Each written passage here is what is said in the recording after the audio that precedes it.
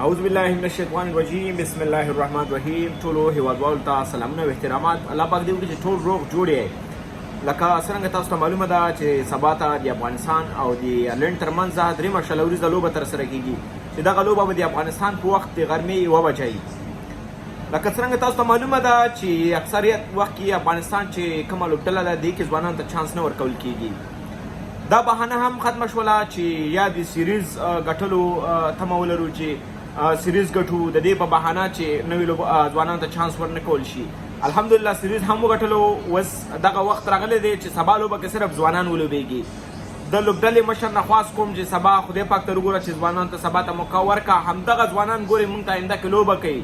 زیاتره زمونږ کوم چې مشران لوبغاړي دي دغه ریټایر کېږي. په دغه ځوانانو باندې اوس کار پکار دی.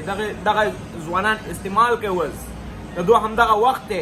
سبا باید زه دغه خواهش کوم د کرکټ بورډ نه د ټولو کپتان صاحب نه او د منیجمنټ نه چې سبا نورو نوې لوبغاړو ته چانس ورکړي. ځکه د ټولو افغانانو خیلې نوې لوبغاړو ته چې ویې ګوري کیس شو عصمت شو دغسې لوبغاړو ته چانس ورکوي. دوی ته به کله چانس ورکول کېږي؟ دا خو نه چې په پردي لیګونو ته لاړ شي هلته ولوبېږي. هلته صرف چانس ورکول کېږي. د افغانستان لوبډله کې نه ورکول کېږي. او د دې نه وروسته به موږ د ځوانانو ملاتړ همیشه ضرور کوو انشاءالله. او زما هغه کس خبرې برداشت کولی شي کوم چې افغانستان سره رښتینې مینه لري، کوم چې ورسره مینه لري په کرکټ باندې نه پوهېږي هغه زما خبرې نشي برداشت کولی. بعضې ورونه وایي دې کې د کرکټ بورډ په طرف باندې هم زیات کسان چې کرکټ بورډ ملاتړ وکړي. زه کرکټ بورډ ملاتړ هغسې وخت کې کوم چې ښه کار وکړي. چې بد کار وکړي ورپسې راځم بیا زه انتقاد کوم. چې ښه کار وکړي پوره یې زه سپورټ کوم. دا د سیریز هم وګټلو ښه ویډیو مې کړې ده ورپسې پوره مې لوبډله سپورټ کړې اخره پورې به مې سپورټ کوم. خو چې کم کس کرکټ بورډ کې غلط کار وکړي بیا به موږ انتقاد کوو. زما نه صرف زما ټول افغانستان چې کم مینوال دي الله پاک دې وکړي چې سبا ته افغانستان دغه لوبه هم وګټي سیریز وګټو ته نه او دغه کپ افغانستان ته راوړو. او امید لرم چې سبا ته ځوانانو ته چانس ورکول شي. د ټولو افغانانو نه خواهش کوم چې هغه هم د ځوانانو ملاتړ وکړي. همدغه ځوانان په آینده کې افغانستان دپاره انشاءالله لوبه کوي.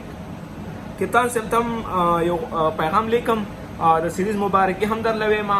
او اصغر جان ته خو زموږ ویډیو ګوري زموږ مشر نو دغه هیله درنه کوو چې سبا ته ځوانانو ته چانس ورکړه. تاسو ته ښه شي بیا خو وخت ملي تلویزیون ته بیا هم ویم سبا دې غلطي وکړله که نه سبا درپسې ټول افغانان بیا راپاڅېږو. غلطي به سبا نه کې ځکه سبا د چا لوبه نشته صرف د افغانستان لوبه به انشاءالله نشوې. کرکټ بورډ تاله پیسې درکوي په مفته باندې لوبه نشروئ. نو ټولو هیوادوالو نه نړۍ مننه چې زه همیشه سپورټ کړی یم. ستاسو ورور ستاسو رحیم تاسو نه خدای په امان غواړي. د الله په امان ښه وخت ښه شېبې.